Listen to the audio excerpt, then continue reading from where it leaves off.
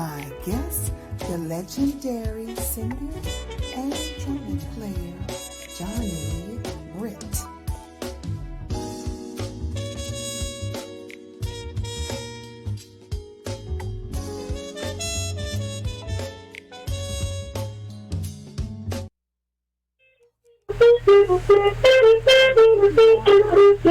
Okay, are we on live now? Okay, thank you. All right, so we've had some problems with the with going live, and hopefully this right here, we will be able to do what we got to do. Yes. Let me just cut this down a little bit. Ready? Yes. 1 second. Let me just do an intro on you, Johnny. Okay. Hopefully this will work. Yes. Okay. So the Louisville, Kentucky native, the legendary, yes, singer and trumpet player, yes, Johnny BRITT is founder of the Motown / Mo Jazz group Imprompt, and continues to establish himself as a music voice. One of his latest released songs is entitled Peace Officer. And you have to see that. I think what we're going to do, we'll do another break and you'll see that one. And it is a socially conscious anthem song featuring Emmy-nominated, guess who? The spoken artist, the actor, Malcolm Jamal Warner. Wow. Y'all know Malcolm from Cosby. This song, Peace Officer, was written for this moment in history and the unprecedented times of police shootings and injustice. Ladies and gentlemen, and also listen, Johnny is a who's who. Let me tell you, we'll talk about all that because you're talking about like having something to do with the series of The Temptations. We're talking about we'll get into all that. This is the incomparable Johnny BRITT. Yay! Hey, Johnny! Johnny, let me tell you something. I really appreciate you because, again, you know, a lot of times with it being so hot, and a lot of times we have very faulty equipment that can happen. And I don't like, I'm a type A person, so I don't like when it occurs, especially in the middle of a who's who interview. And they know it. The people know that. I'm real type A. I love for things to kind of go smoothly, but a lot of times it doesn't. But one thing I appreciate you is that you played that horn trumpet, and that really calmed my nerves, and I was like, yes, Johnny, you're the best, honey. Yes, you are. Well, Lynette, first of all, thank you so much for having me. And, you know, I really don't trip on the small things. That certainly is a very minute thing. Yes. So thank you so much for having me on the show. I just want to, before we start, I'm from Cleveland, Ohio, actually. I was born in Louisville. Yes. But I was raised in Cleveland. So I was really, I consider myself from Cleveland because I know Cleveland. I don't really know Louisville. Yeah. But last thing I want to tell you, you can't forget the two. It's impromptu. That was Impromptu. That I found it. Yeah, you can't forget the two. Don't forget the two. Impromptu. Yes. Okay, we got to get that right. You know, we have to get that right. Thank you, Johnny. I appreciate it. And I see that you were classically trained, as well as some of your background is not only R&B and jazz, but also gospel. You know, you got to talk about the gospel part. Talk a little bit about that. You know, I'm really, really blessed, and thanks again for having me on this show. You know, I'm finishing up my book. I have a book that'll be coming out in a couple months, 2 or 3 months, and I'm so happy about it. An author approached me and wanted me to write my life story, thought it would really be interesting with my career. And it's really easy because I'm going to start where the book started. I started singing gospel music at my uncle's church, the House of God, in Cleveland, Ohio. And I became like the lead singer at 4 years old. So gospel is really enrooted in me. Yeah. Of course, my mom, she's passed on, but that's she's my absolutely best friend. But you know, she was saved, born again, and she instilled that in all of us. And so the Spirit of the Lord is certainly in my bones, in my veins, in my heart, and it's in my music as well. It all started for me with the music there in the House of God in Cleveland, Ohio, I know singing gospel like most African Americans do. Yeah. I was really blessed. I got out of the inner city of Cleveland, Ohio, and I went to school with Arsenio Hall. I want to throw that in there. What? Because when I started playing trumpet, I think it was my second year, Arsenio and we went to the same school. It's called Jameson, and he was the percussionist.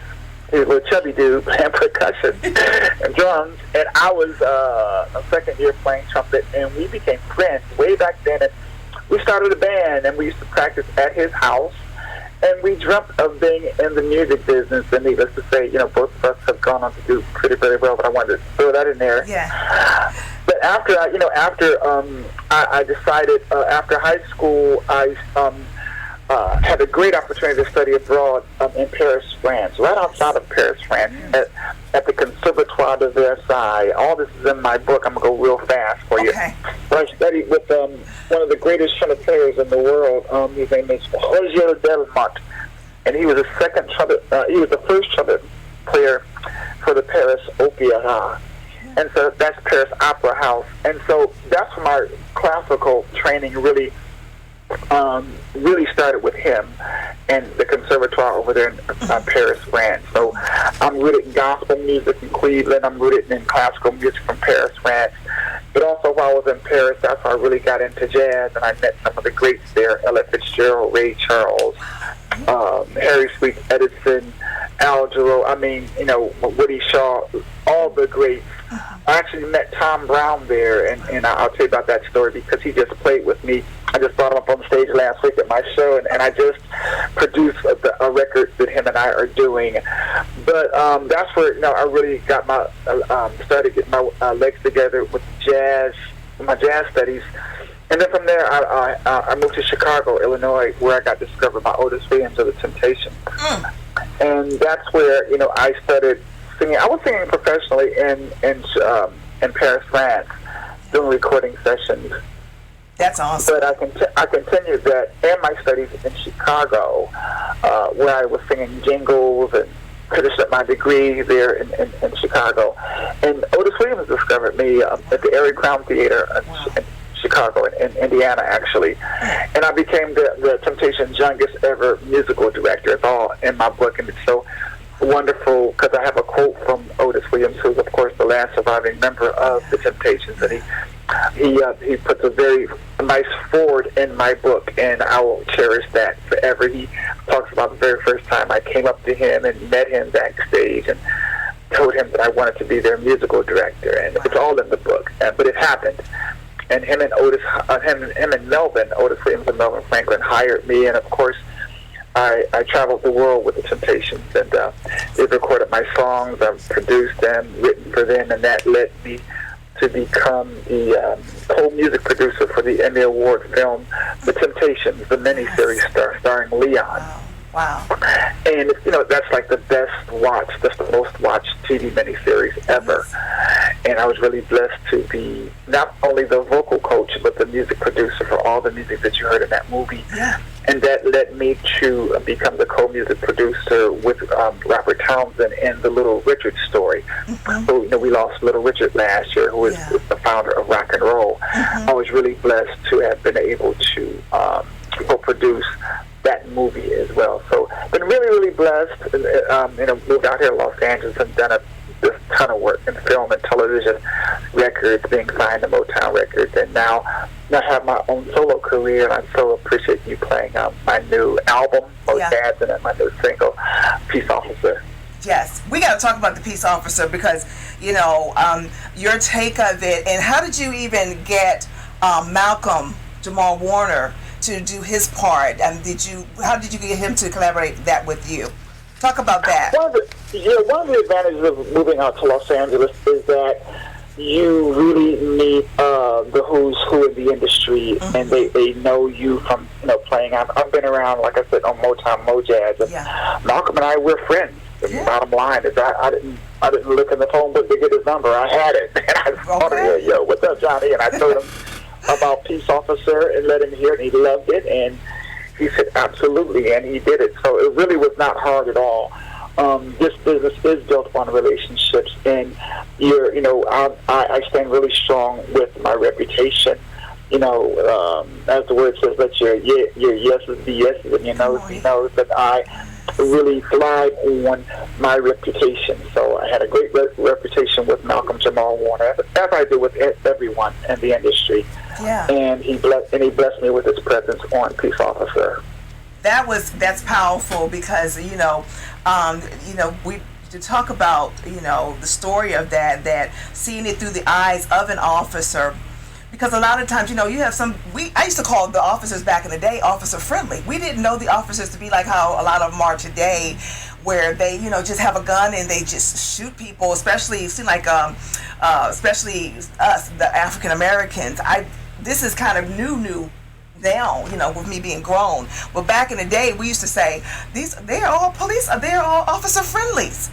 And now I'm thinking also that a lot of your officers now, I don't know what your take is on that.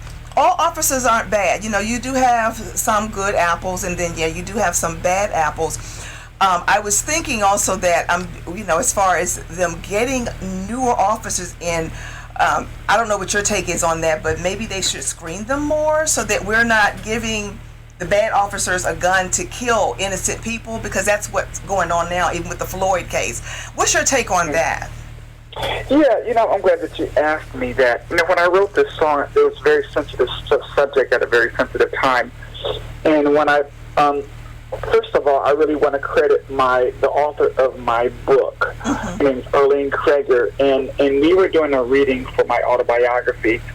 As I said, we're finishing up the book. And this hasn't been that long ago, about a month ago, after the reading, she said, "Johnny, I have this idea. I don't know if you can do anything with it." And she said, "It's called Peace Officer." And I wrote it down on a piece of paper, and I didn't really think anything of it. The following day, the song just came to me like a lightning bolt. The whole thing, the music, the lyrics, the melody, and it came to me. And then I thought about, it's a very sensitive subject. How should I approach the lyric content? And normally you would write it from what we see on television. We watch TV and we see all this stuff.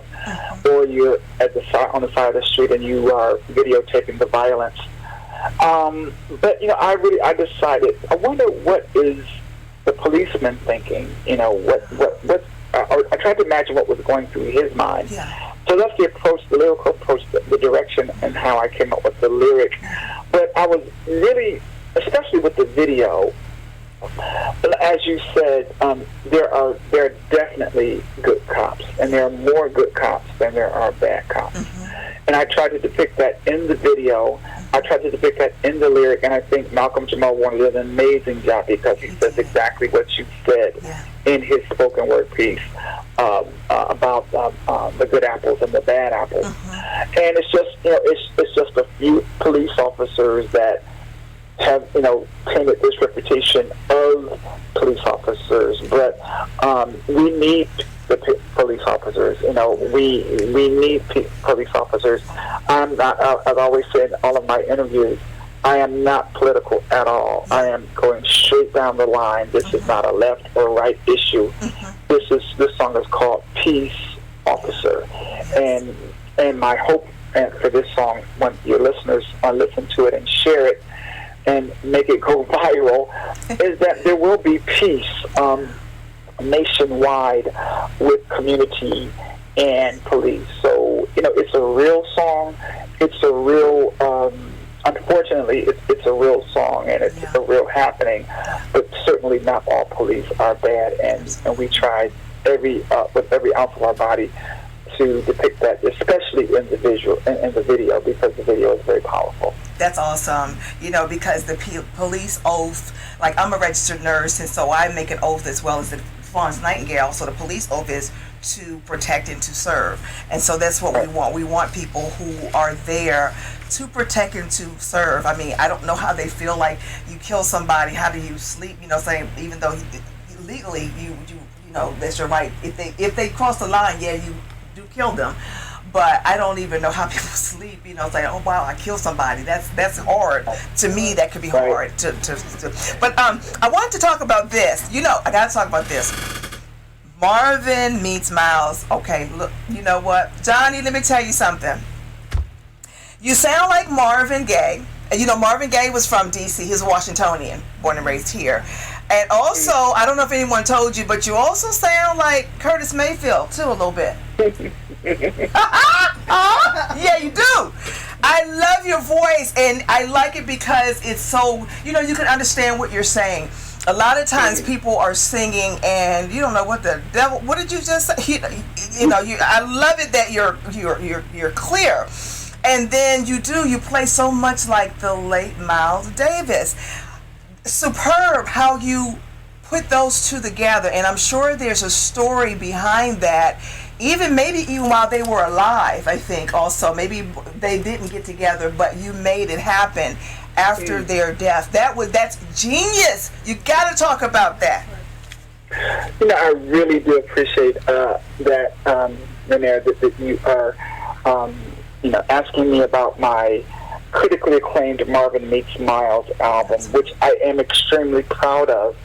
This album came about because I am influenced by Marvin Gaye as a vocalist, and I'm influenced by Marvin Gaye as a trumpet player, and I imagined what would it be like if Marvin Gaye and Miles Davis performed together or recorded together? What would it sound like? Because there's never been a recording of that. And so when I first started this concept, you know, I'm a jazz player.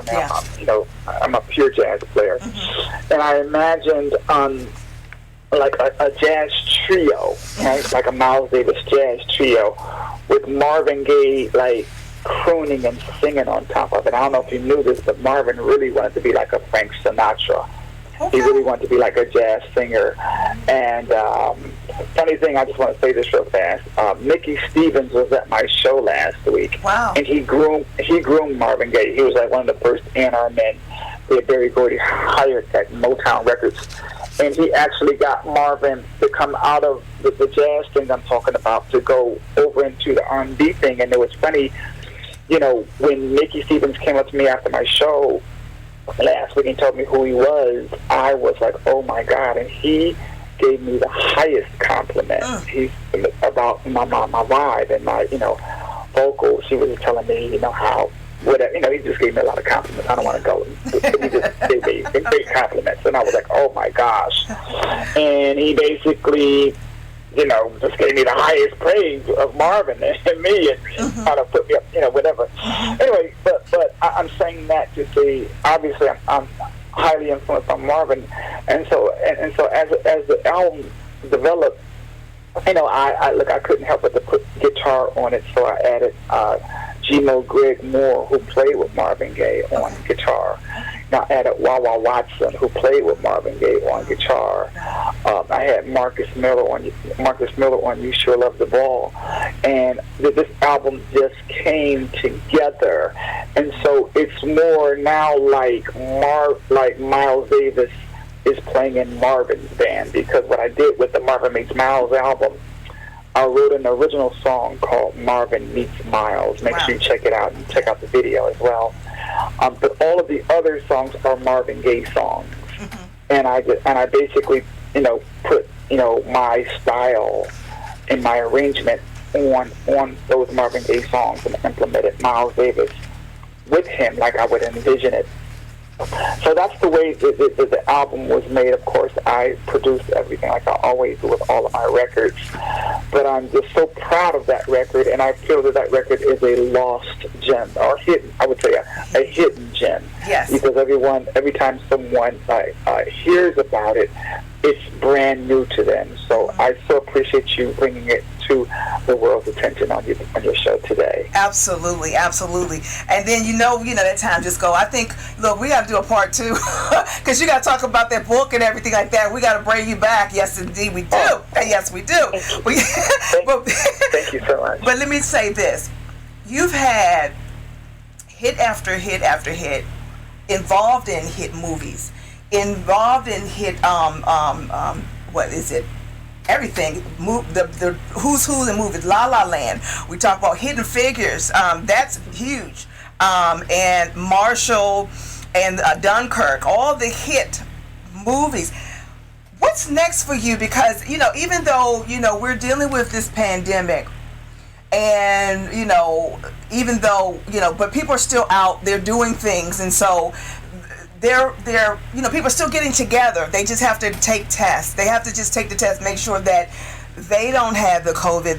That way they can maybe be on stage. Is that how it is now? Are you working on anything else? Any other hit project or hit sound? What is it? Anything? Yeah, so I'm glad that you asked me that. I actually am. Tomorrow, actually, I'm on my first day of shooting in a new movie with Brad Pitt. What? And I can't really tell you what the name of the movie is because everything is top secret. But right. now we start shooting tomorrow. I'm just really, really blessed to be out here, and again, the reputation and the talent.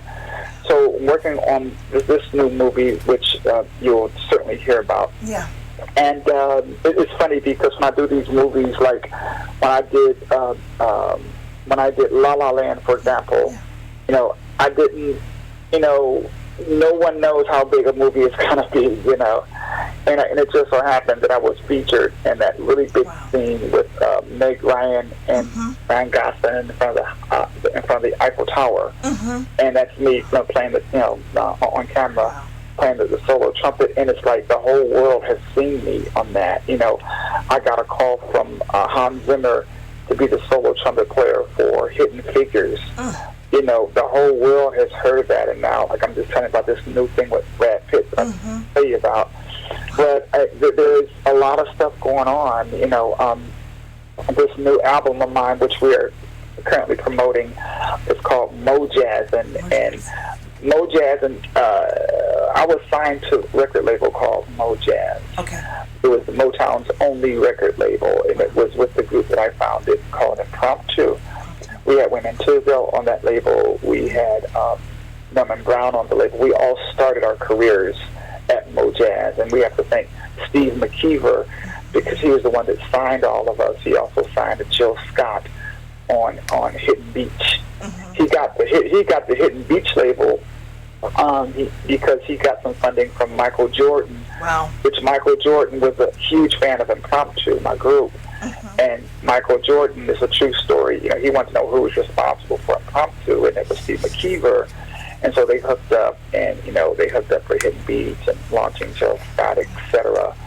But my new album is called Mojazz, and the first single was called Mojazz, and it featured my label mate buddy Norman Brown, and that went straight to the top. Okay. And then the second single from this album is The Way I Feel, and it features another very good friend of mine, Marion Nettles, where I met Marion when I was the musical director for The Temptations, and we were touring in Japan, and I hired him, and that's how I met him. We've been like friends ever since. This was before he had his deal with RCA. Then the third single, I'm missing a single, actually. We had a single called Keep Working It Out with Eric Roberson. Okay. And it's a great, great record. These are all on this Mojazz album. Then we released Let's Get Down Tonight, our first quarter earlier this year, and it's been listened to by 2 million people a week. Woo. And it was a hit. Let's Get Down Tonight. We have the video and the single. We have two versions because sometimes on my records, I'll do we call like a Marvin mix with me singing it. Yeah. And then we'll call it a Miles mix with me playing it. Wow. Okay. I don't know if too many artists actually do that, but that's what I do. No, that's awesome. You get two for the price of one. Yes. And So that hit, and I'm almost done. Okay. And then we have the new jazz single is called Good Feeling. Good Feeling. That's running up. The Good Feeling that's running up the charts right now. We shot the video in Montego Bay, Jamaica, and that came out last month. That's been out maybe 7 weeks, and it's doing well, lighting up the charts. And then we just dropped Peace Officer, which is the conscious, the social conscious. Yeah. Song that I feel that we could win a Grammy on, I feel that we could win an Oscar on if we push the right button. Yeah, that's awesome. You know what? you're iconic, you're legendary. So how does it feel to be independent and still extremely busy? Can you repeat that one more time? I said, you're iconic, you're legendary. Everybody, they know you. How does it feel to, be your own boss and be independent, do what you want to do at this point, yet be extremely busy? Because what you're telling me is that you're very, very busy. Yeah, well, really, I've been in the corporate world, in the entertainment business, having been signed to Motown Records, so I kind of saw how a record company is run. I've had several managers, so I kind of know how managers run their business. And I would just say in today's market, a lot has changed in the way that the whole world functions, and especially the record industry is no different. The way that the music is made, you have to keep up with technology, et cetera, et cetera, et cetera. And I would just say that over the years, paying my dues, being an arranger, composer, orchestrator, singer, horn player, piano player, I think it has really prepared me to be where I am at this stage by having my own J-Jam's record label, and being able to market and distribute my music worldwide independently. I think it's a whole lot of work, but it's extremely rewarding. And I was just going to say to you, when Otis forwarded my book, and we're talking about Otis Williams of The Temptations, he said that I was a giant in the book, and like, I know you just kind of said it, but when you hear someone like him say that, it really gives you a whole lot of confidence. It gives you, because he knows, people that have paid their dues and that are legendary, like, they know. And for me to have to be recognized and to have props from a legend like that, it gives me so much motivation, especially because I'm in control of my own destiny with my record label, my catalog, and my career. That's awesome. That's awesome. That's awesome, Johnny. Last but not least, but we have to hit this and quit it. Your solar radio show, because I don't even know how you have time to do all this, but talk a little bit about that. I do have a very busy schedule. I have a radio show called The Turntable, and it is on a London-based radio station called Solar Radio, SOLAR radio.com. And I am on twice a week. I'm on Sundays, 4 p.m. Pacific Standard Time, and I am also, it's a repeat show that re-airs on Fridays at 6 p.m. Eastern Standard Time, and that show, it really just fell in my lap. The president of the radio station, they knew me. They've been playing my records for years, and when I went to promote my latest album, Mo Jazz, and I went to them about promoting it, and they said, well, why don't you just promote it yourself? Like, we'll give you 2 hours on a radio show. And so I had no idea how to be a DJ. I had no idea how to be a host. I just said, okay. And I just figured it out. I was doing everything like the wrong way and the long way, but it came out well at the end. And after the first episode, they offered me my own show. Said, hey, how would like you to have your own show? And I thought it was great. And then I said, well, how am I going to do this show? And I didn't really, know how I was going to do it. And all of a sudden it came to me, have a guest at the top of the hour to keep people tuning in, and have a surprise guest every week. That's awesome. And I know, like so many people in the industry, I didn't know that they would say yes, but I am on 46 episodes right now, and I've had George Benson, Peebo Bryson, Will Downing, Najee, Kool and the Gang, Otis and The Temptations, Little Anthony Imperial. I mean, I've had the who's who, a cream of the crop as my guest. Norman Connors has been my guest on my radio show. So it does keep me busy. I actually love it because during my interviews, being a young artist, you learn so much. I'm a sponge. I love learning.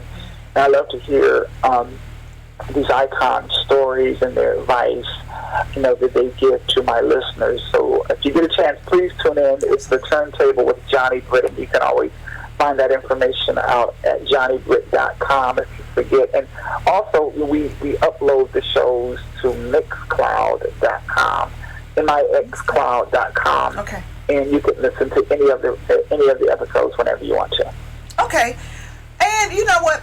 Just for a few more words, give some advice to up-and-coming talents, those who want to play or are playing the trumpet, who are up-and-coming talent, who are singers. And I know your son, he also is following your footsteps as well. But give some advice to them. Yeah.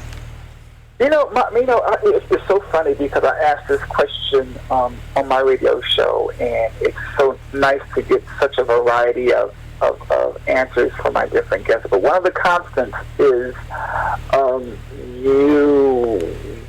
you have to be dedicated. Yes.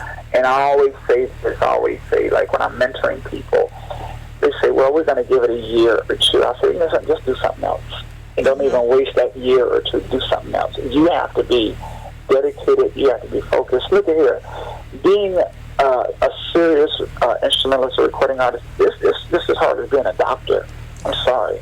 I mean, it really is just as hard as being,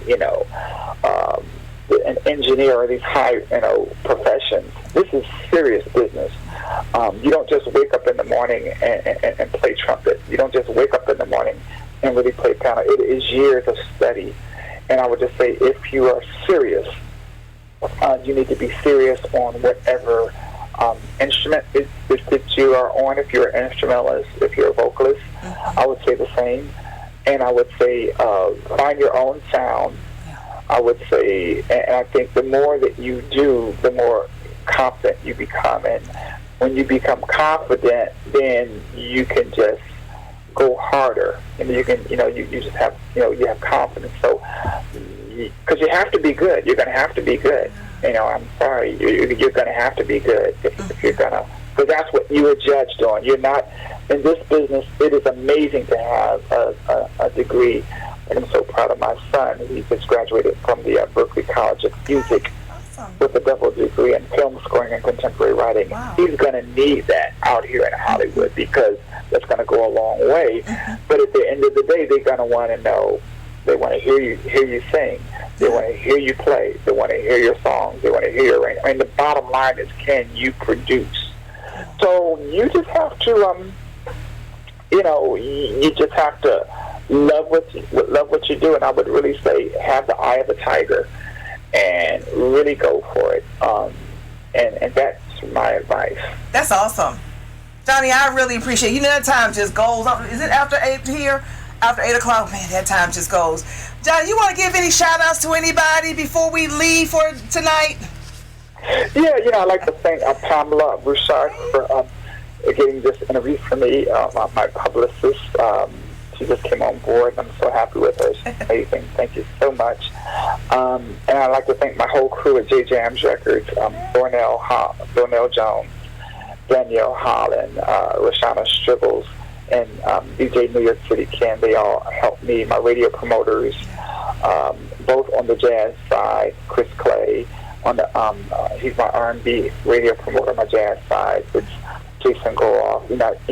I do a lot, but I certainly can't do it all alone. Yeah, that's awesome. I appreciate you, Johnny, just taking the time out just to speak to little old me. I spoke to a legend. I'm going home tonight. I'll be smiling like I spoke to Johnny BRITT. Thank you, Jesus. Yes. Thank God for you. Thank you. Really appreciate it. Make sure you guys go to JohnnyBritt.com, Johnny BRITT Instagram, Johnny BRITT Facebook and Twitter. Subscribe to my YouTube page. We always have stuff new up there, and love staying in touch with everyone. Absolutely. Have a good one, Johnny. I will keep in touch. We got to do a part 2. Absolutely. All right. Okay, have a good one. Bye-bye. Bye-bye. That was the Johnny BRITT. Wow. Somebody pinch me. Somebody pinch me. Yes. Wow. Wow. You have anything to say, Mama? Yeah, he is, he's very good. Awesome. And He's then awesome. he lets you know that you have to concentrate on what you're doing. You got to concentrate on what you're doing. Because you have to stay focused. Because when you are open, when you're focusing, that's the time the Lord send down the wisdom and the knowledge. and you can surprise yourself. You said, look, I'm able to do this and whatever this and do that, because you're open for that. Isn't that wonderful? Yes, you have to be doing something in order to get that. There you go. No, but you can't be a lazy person. Yep, no, and you can see that he's busy. You know, he's a who's who. Right. He's an icon, Johnny. Yeah, and he is doing it. And I can just, I mean, he's, you know, there more things coming, and everything he touched seems like is a hit. Right. You know, this man is because like. he is focusing on what he's doing, and I notice he take it one thing at a time, because a person can't just spread all this. Right. You have to focus on one thing. One thing at a time. And develop that, and that means then the Lord can work with you, and you surprise yourself. Wow. You're going to something else. Yeah. Because And then your gifts will make room. I mean, look, his phone is just ringing. I mean, you know, wow. Right. He's awesome. He really is. Listen, that time just goes, and I still want them to play another, or at least partial of one of the music videos at the end. But next week we have, I just had her name on here. We have Delphine Pruitt. She is a financial counselor. And, that light went out. Okay. She's a financial counselor. You know, we need that in these days and times during the pandemic. Those who are working, those who are not working, perhaps she can give us some good nuggets, some tips as far as making it during this pandemic. You know, we all need help, right? So she's going to be my guest next week. Let me say my goodbyes. Thank y'all so much. You know, we had a little bit of technical difficulties, but you know what? Johnny is just a trooper. He played the trumpet while we were getting it all together. I really appreciate him. He's just, oh my God. Big ups to him. He's just one of my idols now. Yeah. But let me say my goodbyes to everybody. To the Nigerians, Odabo. To the Spanish, adios. To the French, au revoir. To the Indian people, Velosta. Koreans, Annyeonghaseyo. Pakistan, Hafaz. To the Ethiopians, Vietnamese, those who speak that language, ciao. To the Italians, arrivederci. To the Russians, das vidanya. And then all the English people, bye. See y'all later. Please repost, share my show. It's also going to be re-aired, I think, on the Amazon Fire Stick, WBGR on demand, and Roku for WBGR, as well as All Nations TV Network. It's going to be on Roku TV worldwide, and it's going to be the times we have, and it's worldwide. Sunday is going to be at 11:30 a.m. Eastern Standard Time. Mondays is going to be re-aired at 5:30 p.m. Eastern Standard Time. Tuesday is going to be at 11:30 a.m. Eastern Standard Time. And then on Wednesday at 5:30 a.m. Eastern Standard Time on the Roku and Roku TV channels worldwide, okay? So wherever you are in the world, you know, if it's not Eastern Standard Time, whether you are somewhere else, CST, PST, wherever in the world, just convert it to your times and see the show. Let's support our own, please. He is doing it. And even if you can even get some of the movies, because they still have the Hidden Figures, you can still get that, I think, on DVD. You probably can download some of the La La Land and just watch Johnny BRITT do his work. This man is a genius in singing and playing that trumpet. I mean, wow. You in for a treat. All right. See everybody later. Hopefully they'll have time to play a little bit more of one of Johnny's music videos. Have a good one, everybody. Bye.